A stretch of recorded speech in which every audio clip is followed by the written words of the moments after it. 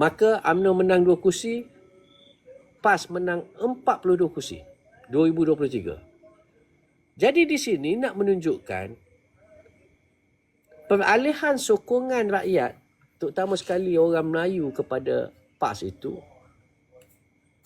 apa tu orang kata, amat dahsyat.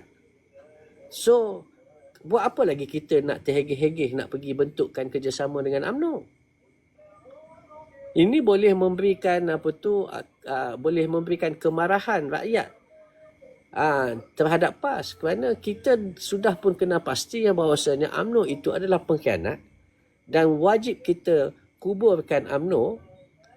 Pula pemimpin PAS, ada segelintir pemimpin PAS ini pula bersungguh-sungguh beria-ia pula nak bentukkan kerjasama dengan UMNO. Ini tak betul. Jadi sebab itu cuba kita lihat balik apa yang dikatakan oleh MB Sanusi itu sendiri. Okey, apa yang berlaku di ni, kalau kita kata kita nak hijaukan bumi Melaka, kita perlu tekadkan niat kita itu.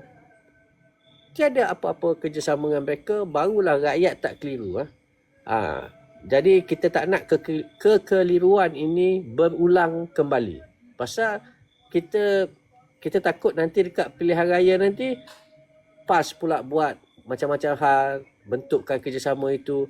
Bentukkan kerjasama hanya dengan parti-parti kecil yang ada di sebelah pembangkang saja.